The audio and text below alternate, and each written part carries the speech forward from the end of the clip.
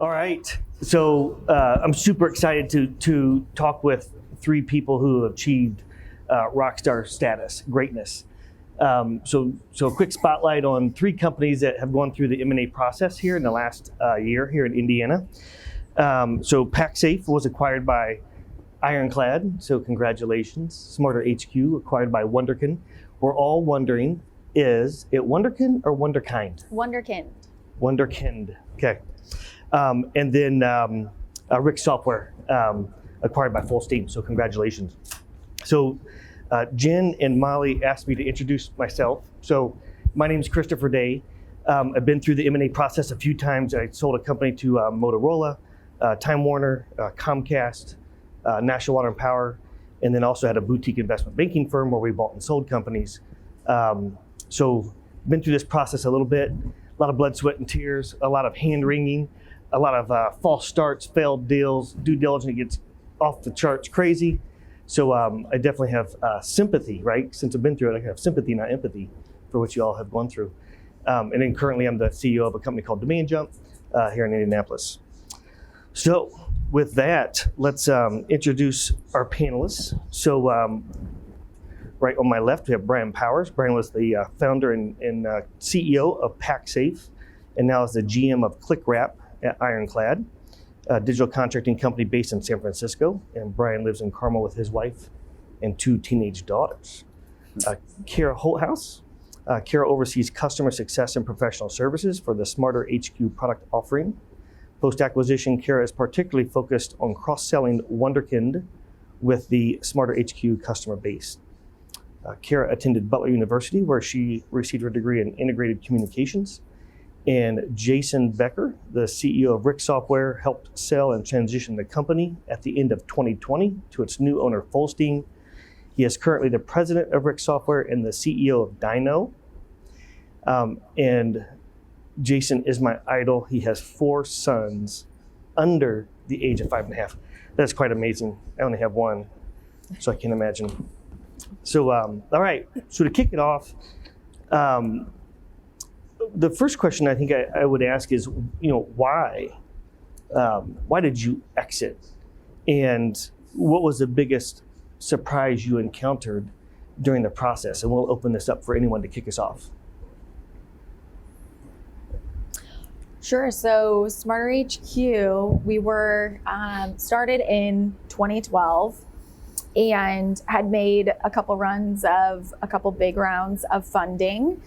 And at the end of 2019, we really weren't growing at the rate that we wanted to, that we knew we could grow at. We needed more capital to be able to innovate the way we wanted to, and explored going another route of raising more funds. But the time was right in terms of the investors that we had, the connections we had, what some potential acquirers were doing in the space, to explore some other strategic options at that time. So that's where we made the decision to go out, see what was out there, be able to pivot if we needed to, if we weren't liking what we saw. And that was really the biggest driving factor. I think as we really narrowed in on Wunderkind, so they were formerly Bounce Exchange, they changed their name last year. They were a New York company through and through. So I think the biggest surprise, you never know how these are going to play out. And we weren't sure if they were going to invest in Indianapolis, keep our workforce here, expand here. They didn't have any other offices in the United States, and they decided to. They were extremely excited about Indianapolis, even with the majority of the exec team never have been here before, and loved the people they were interacting with, and decided to keep and build an office here with the acquisition, which I think was a big surprise to a lot of people. Yeah, so we were acquired in March, and those discussions started in December, and we were not looking to be acquired. Our business was growing very fast. We were actually had Series B investment round term sheets in my hand at the time, and we found a term sheet and evaluation we really, really liked, and was going to sign it, and there was a mistake on the pro forma cap table attached to the term sheet. So I told the VCs, hey, like I can't sign this. There's a typo on this. And that day, the CEO of Ironclad reached out to me on LinkedIn. And over the course of 5 days, we decided to join forces. And really, so kind of crazy, right? And an interesting side note there, the LinkedIn thread between us, there was an unanswered LinkedIn message I sent him at an event like 3 years earlier, because I was trying to get into this big party that they were throwing at this big legal tech event. And he didn't respond until he reached out 3 years later to start acquisition discussions. So that was kind of serendipitous. But really, like I said, we were not, we had no interest in being acquired. This was more of the overlap in our visions on like what we wanted to do in the world. It was too much to pass up. And Ironclad is one of those tech unicorns out in the Bay Area that is just an absolute rocket ship. So it was too good to pass up. And I don't think that we would have, we had other acquisition offers over the years, and we just didn't want any of them. But this was too good to pass up. And so that's why. So like PacSafe, we did not have a for sale sign in front of our proverbial house. An investment banker that I had met and developed a relationship with over like 5+ years reached out and said, would you be open to a combination? I said, well, my job is to be open to opportunities, so let's talk.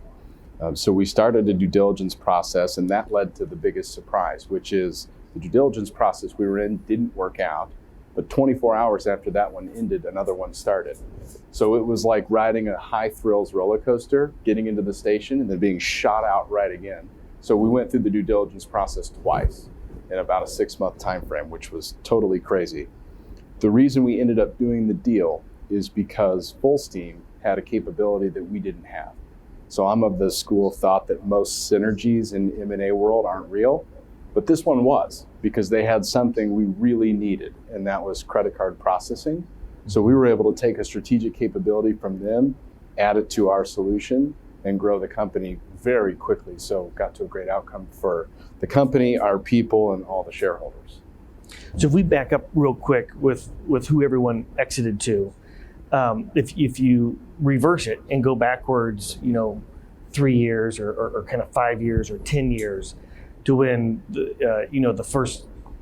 when you first started the company or when you first joined the company, we all think when we start companies, like we think about the strategy of how do you get to the exit and who those acquirers might be. So how did you think about that when you first started the company? And did you exit ultimately to someone for reasons, the actual acquirer was anywhere close to what you thought it might be when you started out? Or did you make changes or pivots in your business to better align to a different group of acquirers throughout the life of the company? How did that change from day one to exit? I'll start. For us, it didn't. Like we were never acquisition minded at all. We were always very purpose driven. Like myself, Eric, Adam, Molly's husband. We just wanted to build something, right? And that's what always drove us. And this opportunity came along, and it gave us. It put us on a platform to build something even greater. So we didn't really ever think about structuring the business. Now I was a lawyer and I was an M&A lawyer, so we were always kind of structured to get through that process pretty easily just because of the way I ran the business, like a lawyer would. But we were always, like I said, always very vision driven, always very purpose driven. We had something that we wanted to build, and we were going to build it. And I don't think we would have exited to anybody else for a long time if it didn't give us an opportunity to build something bigger and build it faster. Yep. So that's what drove us. You want to go? Sure. So I joined a year or two into the organization, and we always wanted to keep our options open. We weren't going towards one particular target or outcome. And Wunderkind was not on the radar in the early days. We didn't even really play in the same space. But our company's changed a lot over time. Our customers changed a lot over time. And then a couple of years before the acquisition, we both received investments from Battery Ventures. And so we had lots of connections. Our CEOs stayed connected. And we were fierce competitors at the end. But similar to you, we really found Smarter's strengths were a great fit for the weaknesses that Wunderkind had, and vice versa. It really allowed us to scale in different ways to be able to grow the entire customer base, and really didn't come to fruition until we started actively looking for other strategic options. So we always kind of kept it open all of the years. So Rick Software was originally founded the year that I was founded in 1982. So none of the original founders were involved in the company in this latest transaction. In that spirit, the original company was not built to sell, as it has been described to me. The first 25 years of that owner's experience was basically the same years of experience over and over and over. When the company was acquired in 2007 and invested in here locally, there was a vision for innovating the business model.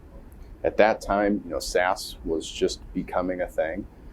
There was an idea to deliver the service over the web. At that time, cloud computing and shared data centers were just becoming a thing. And there was an idea to monetize the data, which was kind of an emergent movement. So we did those things. But as we were doing those things, to be perfectly honest, I think we were mostly focused on just running a really good, healthy, growing business. We weren't actively positioning ourselves for a sale. We weren't trying to game out or scenario plan who might be the highest bidder. We were just focused on doing the best work we could for our clients and our people. And in the end, that comes to life in the due diligence process when they start really invasively looking at your business. And they'll find out really quick if there's substance to it or if it's all superficial and there's nothing behind it. So I think a lot of companies spend way too much time superficially preparing themselves to become attractive in M&A, and it may not work out. And when it doesn't work out, you're left holding the bag of something that's pretty dysfunctional. So I'm glad we didn't spend a whole lot of time thinking about selling the company. We just spent our time operating as best we could. So Jason, let's dive into that more, because I think you brought up, that's a big Pandora's box. If you have a failed process, right, that can be really disruptive. So in due diligence, I think when a lot of people think about M&A, they think about the financial components. Oh, this is great. This company sold for a bunch of money and everybody's, it was easy. And, we hear these stories of, things happen in, bars on the back of a napkin and they buy Instagram for $4 billion or whatever it is. And that's how it all goes. So let's talk about due diligence for a minute. So aside from financial, there's other major components of due diligence. So, and there's several questions I want to ask here throughout. But the first one is IT.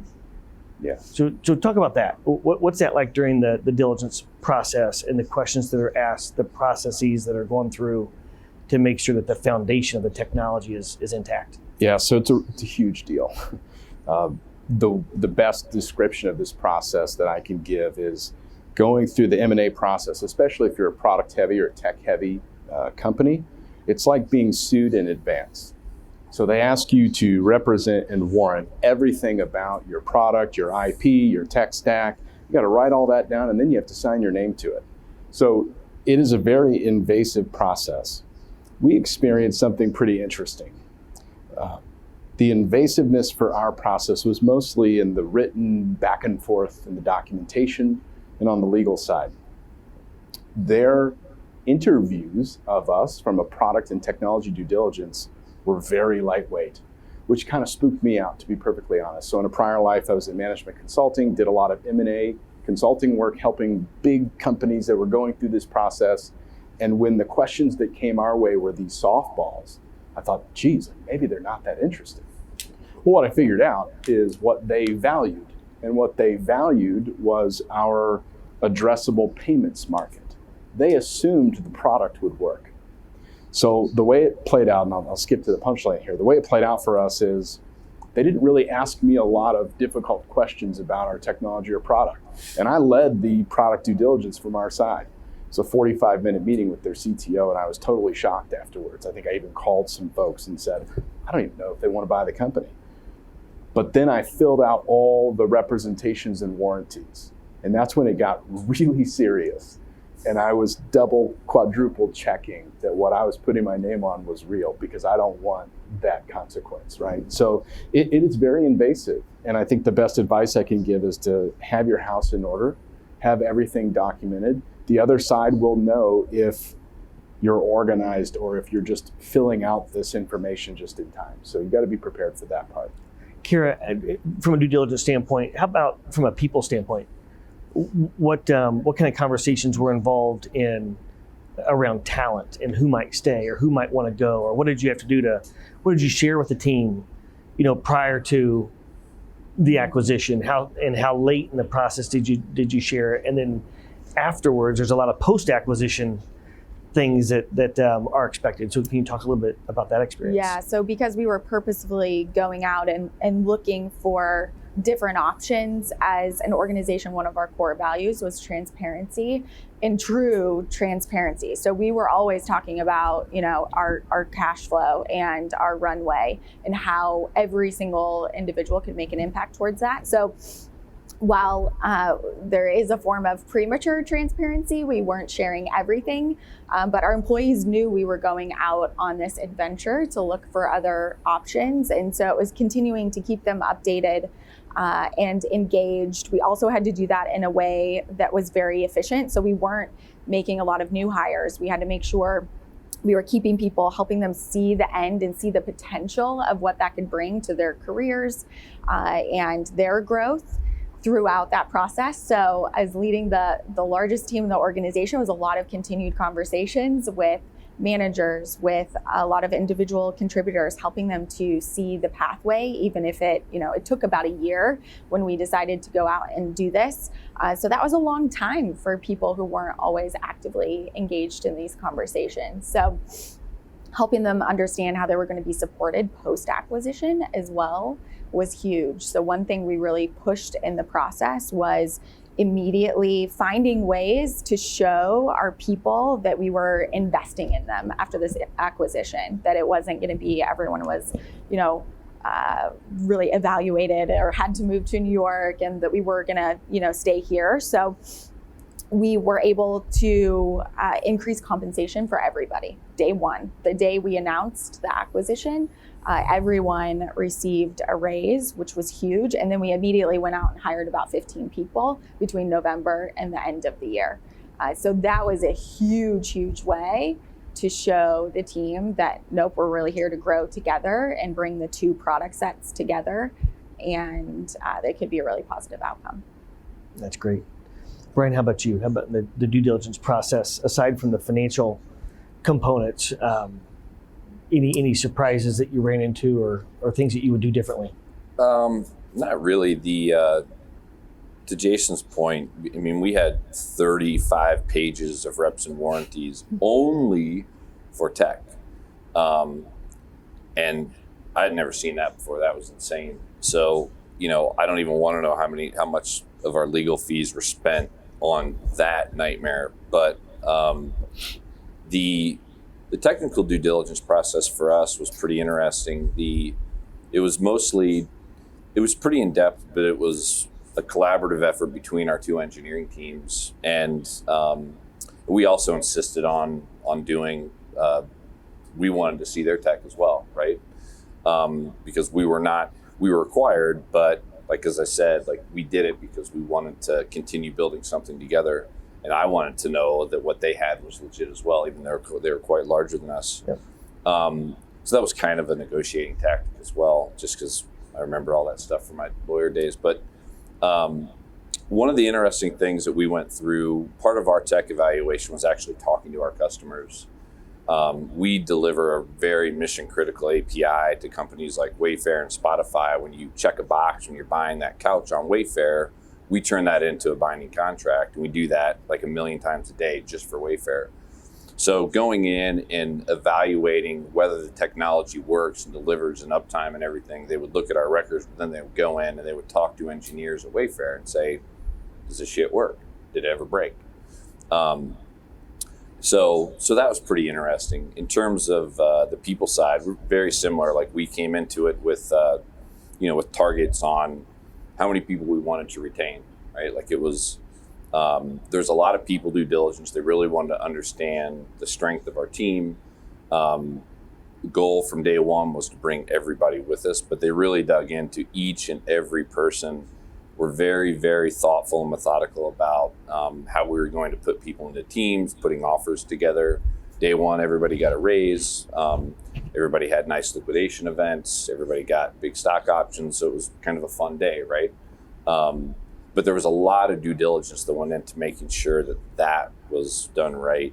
The rest of it was all, in the other 60 some odd pages of reps and warranties. It was an obnoxious contract. So what about white knuckle moments?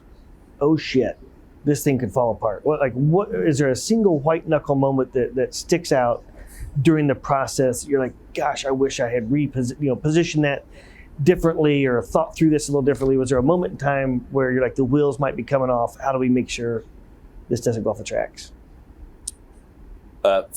For us, the only it was a pretty smooth process because it was very, very CEO to CEO, founder to founder driven. And we were so aligned that we just were not going to let the deal die.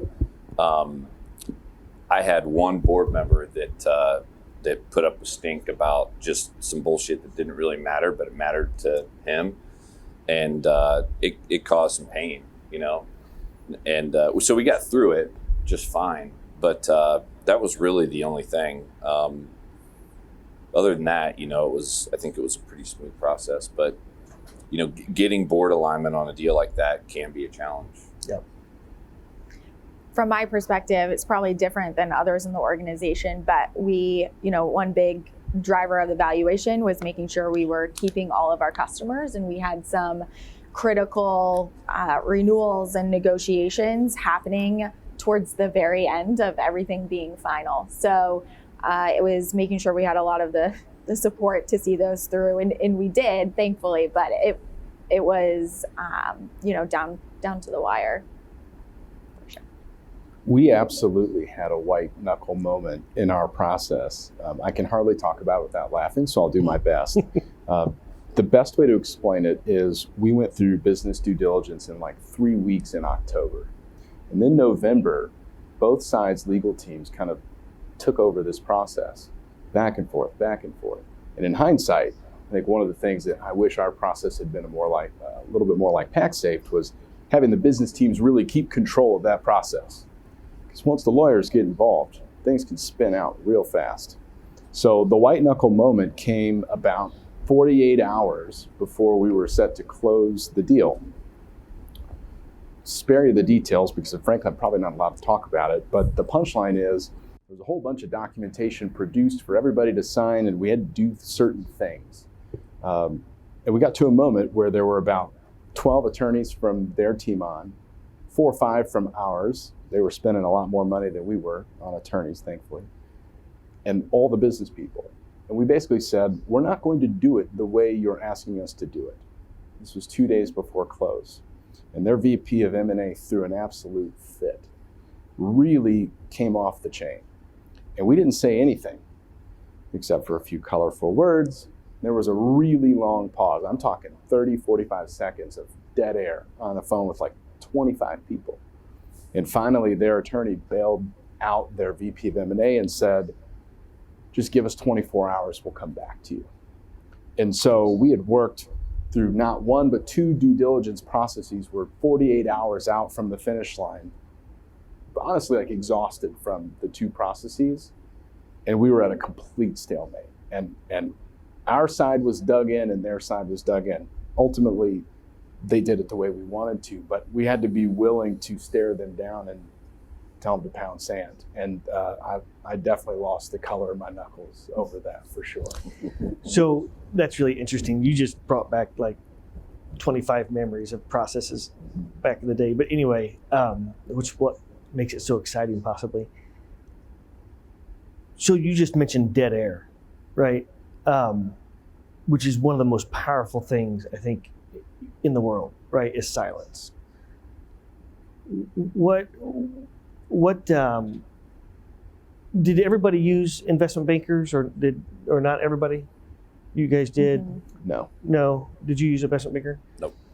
So what did you do internally? So I know you went through a lot of scripting for sure if you used an investment banker.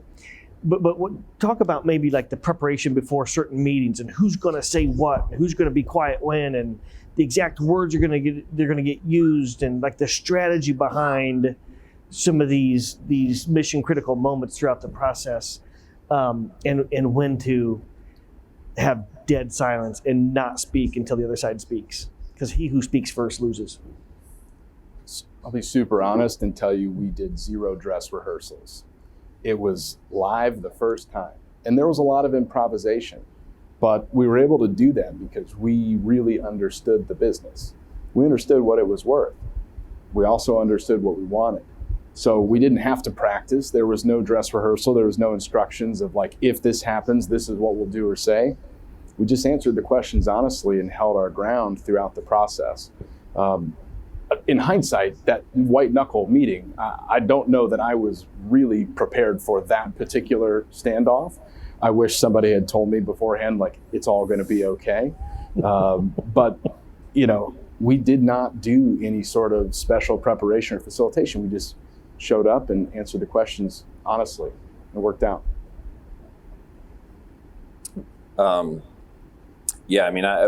We approached it the same way I've approached negotiations pretty much my whole life, always walk into the room with as much leverage as possible. So trying to think and anticipate as many questions ahead of time as possible, and thinking about 6 variations to each side of all those. And then just being prepared to, like you said, inject some silence, say no, throw them off guard, right? It's, but anytime it's not just about answering the questions, it's about creating leverage in the conversation. And it worked pretty well for us. But there was no real dress rehearsal or preparation ahead of time, besides just thinking like, how am I going to go into this room and not leave it till I win, right? Yeah. And I think for us, the most prep probably happened early on in the process as you're getting feelers out there. They're helping you kind of get the word out, educate people on what we do for some that were potentially prospects later in the process, because we were narrowing in on Wunderkind where they were familiar with our tech. We were familiar with theirs. Our CEOs had known each other for a long time. We had similar investment partners. It became a little less scripted. Yes, of course, we had goals for particular calls and discussions that we were having. But yes, continued prep for sure, but more heavy in the early part of the process.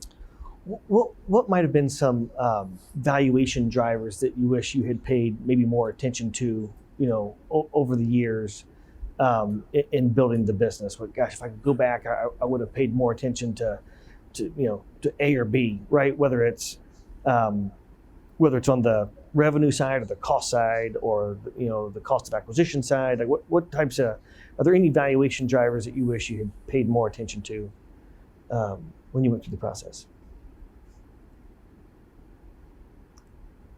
I think for us, it would have been paying attention to margin a lot sooner, a lot earlier on, when we really got good visibility into that. It was almost like you were working against the clock to adjust certain things, to position yourself how we wanted to be positioned throughout this process. So I think that's probably one of the biggest things. So speaking of margin, I'm not sure if everybody has software and services or it was pure play, SaaS, et cetera.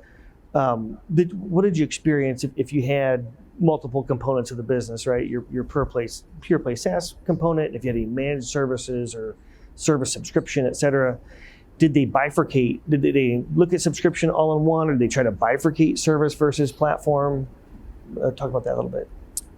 I mean, we were pure SaaS, right? Like we very, very little professional services. So all the metrics that matter in a SaaS business, we were laser focused and obsessed with, right? So I don't know that there's anything that we would have changed, but like for our business, the things that were very important were things like, how much of our revenue were we retaining year over year? How much was our customer base expanding year over year? and we had world-class metrics on all that stuff. So that was a significant driver of valuation, because it's like, well, you guys sell this thing to people, they never leave, and they buy more and more and more. So if you're in SaaS, right, like, and you want to drive your valuation up, prove that. Mm-hmm. And then, margins, we were always we didn't run our business like a Silicon Valley tech company, right? Like, we were always paying attention to making money, trying to build a profit, right? And we had stints of profitability, even though we were growing really fast. So that was something that was sort of interesting to them. And Ironclad is a unique tech unicorn on the West Coast in that they're very highly funded, but they're also very, very well run. They focus on the same thing. So, like margins, like, it's something that we put in front of the entire company every Monday. Yep. Where our gross margin sits. So those are super important things that I'm glad that we paid attention to, because it drove our valuation pretty significantly. Yeah, customer retention was huge for us as well. And I think also looking at how we were retaining not just the revenue, but the logos. And we did have a component of services, professional services, that we would do one time or on a recurring basis, but it was a small enough percentage of the overall top line that it wasn't that big of a concern going into this process. I think the easy answer to give you, Chris, would be grow at all costs and light cash on fire. But we didn't do it that way. In a sense, Rick's was a very boring business. Our ARR growth was very sustainable and kind of a straight line, up and to the right. Our churn rates were extremely low, and we were super profitable. The acquiring party of our company evaluated us as a very real, legitimate going concern that can continue to run autonomously from them. And so I think running a very healthy, real business that makes more than it spends, in the end, was awesome for us. It's a big part of the reason why they did the deal, because if they had acquired us and we were growing super fast and burning a ton of cash, they would have tried to come in and correct that situation, laid off staff and done all those things that you have to do if you want to turn your cost structure around. So in the end, running a real business was the recipe for success for us. Yep. How about capital formation process along the way that either was well aligned to your ultimate exit, or maybe things you might have done different with how you raised, equity, or whether it was debt, or different types of, instruments or facilities.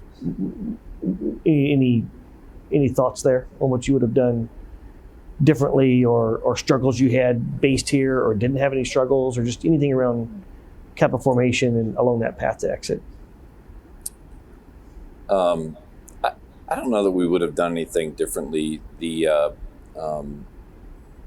took the same approach that Jason just outlined, right? Like, let's build a real business. And we were never in business to raise money, right? That wasn't the point. We weren't like, oh, well, let's raise our seed round so we can hit the metrics to raise our A and then our B.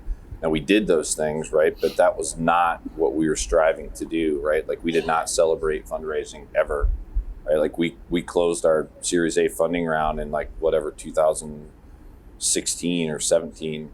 And, I sent out a Slack message to the company and said, hey, we closed. That's it, right? So I think, that was I think that's very much an Indiana thing or a Midwest thing, right? It's because, on the coast, they'll raise money and they'll close a big round. They'll throw $1 million party on a roof, and it's kind of crazy, right?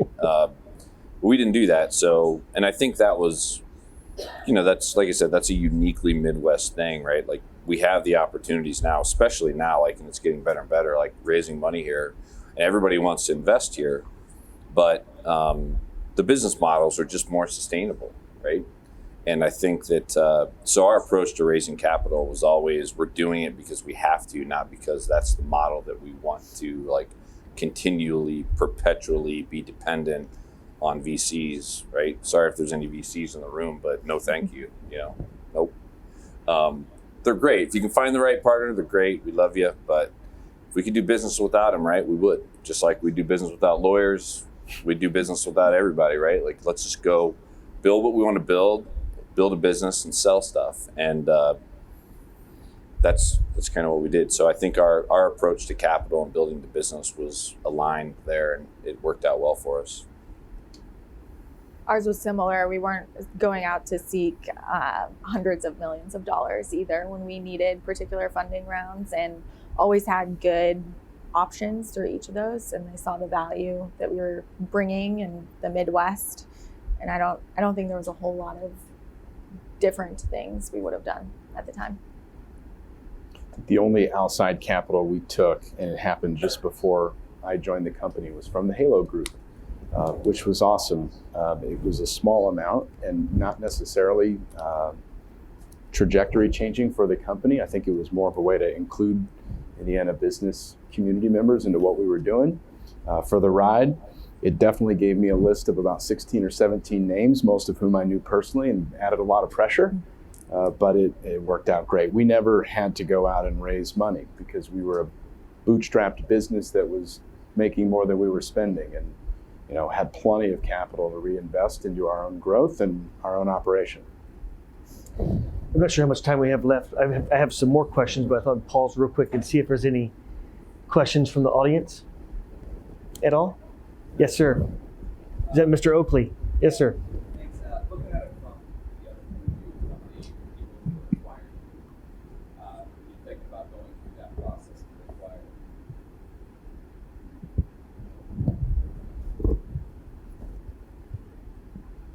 Check. Gotcha. All right. As you think about it from their point of view, what did you like about how they approached you? And more specifically, were they very forthcoming from the very get-go, or did they play possum a little bit and come quietly, or did they just make their intent completely known? I want to buy you. What can we do to get there? It's totally clear in the first 15 minutes of my conversation with Greg Kalea at Full Steam that they were going to buy our company, which was great. Saved us a lot of time and a lot of cycles. And I loved that approach because he made a clear-cut case right out of the gate for why it made sense for us to consider doing a deal with them. We've become professional friends since. I really appreciated his candor. I really don't like cat and mouse games in business. And so him hitting us right between the eyes, telling us why they were interested and where the value was super helpful. Yeah, with us, it was very direct, right? He didn't send me a LinkedIn message that said, "Hey, we want to acquire you," right? But within 5 days, we were at a term sheet.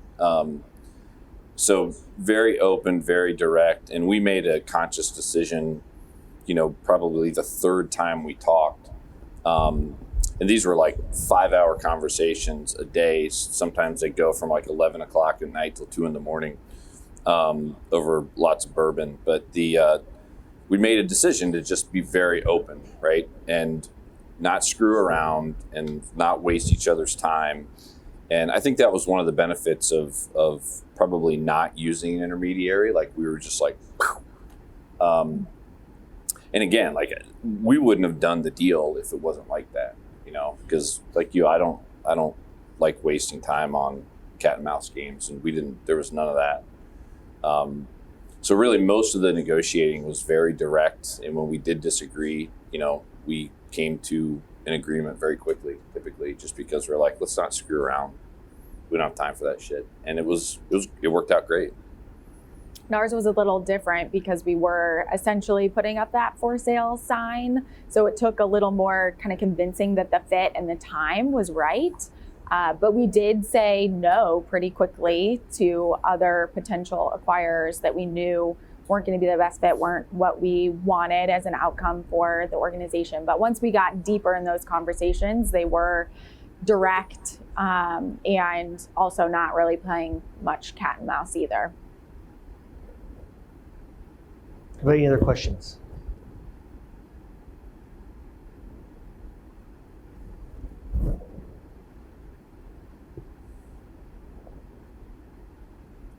So I want to ask a follow-up question on customers real quick. What hiccups did you run into? So maybe talk about, when did you start talking to customers to let them know? Because all the acquirers want to talk to at least a few customers or some of the big ones, right? So maybe how you manage that process. any negative reactions or concerns from any of those customers, how you navigated that, and any maybe post-acquisition surprises that could have helped that process go smoother? Yes, we picked a handful of customers for Wunderkind to talk to. We specifically picked ones that were more interested in pushing innovation, where we knew they were hitting the max of our offering, that would be very excited about the prospect of us combining forces with others in the space to move that forward and help bring more value to them. So we strategically picked those customers, of course they're happy customers.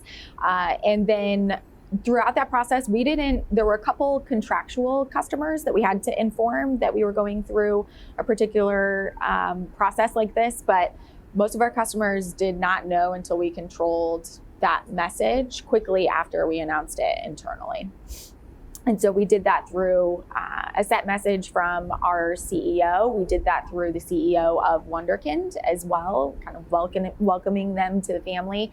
And then it was a lot of direct follow-up on my part to assure them, services can continue as normal. You're going to see more value as we continue to combine the organizations together. Our primary customer base is in retail, so all of this happening right before Black Friday, Cyber Monday, wasn't the best timing for them, but we were still able to get their attention, help reassure them, that nothing would change to their detriment, and will continue to help them grow. I think my biggest learning, though, on that point in our interaction with customers, most were extremely positive about this. Some had experience with Wunderkind in the past. They are priced at a much higher price point, so a lot of feedback was, okay, is my price going up tomorrow? And I think the biggest piece that I would have done differently, though, is thinking about throughout this process, how do we think longer term for the impact to our customers as we start to integrate the teams together, merge the products together? How are we making sure we're firing on all fronts to create a flawless customer experience? So one of the tactics used by their M&A team that I thought was brilliant was they had a supply list of customers for them to contact. Similarly, of course, we picked people that we know. We did not necessarily tell them what to say or how to behave in that, which is awesome, and I'll get to it in a second. They responded to that list and said, great, we'll contact 3 of these, and here are 5 more that we want to contact. Do you approve? It was awesome. So they kind of played a little bit of customer roulette with us. The best advice I can give is to make sure that throughout the due diligence process, you're telling a story that will sound exactly the same when your customers speak to those M&A professionals when you're not in the room. Any dissonance or gaps or daylight between your story and theirs can end your M&A process. And so it all comes back to just telling the truth. And we did not prep our customers for those calls because we had already talked about what our strengths and weaknesses were. The M&A team walked into those calls knowing where we were challenged.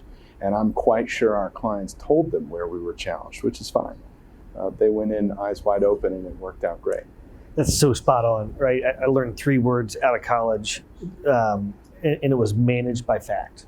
Yeah. If you do that, you'll never get in trouble. And if you're forthright with your weaknesses, people appreciate that. Yeah, right? that's right.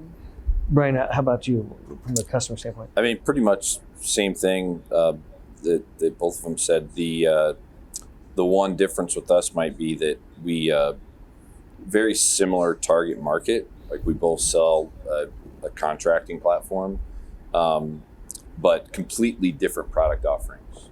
So very, very complementary products. So one of the things that we really actually wasn't even part of the due diligence process. Like as we were going through the M&A process, we were immediately evaluating what the cross-sell and expansion opportunities were into each other's customer base. And that flowed into, okay, well, how are we going to, over time, integrate our products and everything? But it was all through the lens of how our customers were going to consume, like, the combined product offering. We have multiple products. They had one product. So bringing some of that so that was the only difference. And it was a big driver, actually, of the deal, right? Like, how much incremental revenue can we create within 18 months just with our existing customer base? How about employees that had from the legal structure standpoint. So any employees that had ISOs or non-quals or whatever might be in place. Was everybody a C corp or LLC or everybody a C corp? C corp. But so what were there any surprises there in wrapping everything up from the legal standpoint on how to calculate, ISOs, or any surprises there working with employees and what that would mean at the exit? Not with us. It was just Clean. big spreadsheet, spit out Yeah. the numbers. And Yeah. It was what it was. It was pretty straightforward. We were pretty lucky there. No issues. Yeah, I don't think so either. All right. I don't know where we are on time, but we got to be close. Oh, there she is. All right. Great job. Congratulations, Brian, Kara, Jason. Awesome. All the blood, sweat, and tears when it works out. It's awesome. Thank you. Thank you.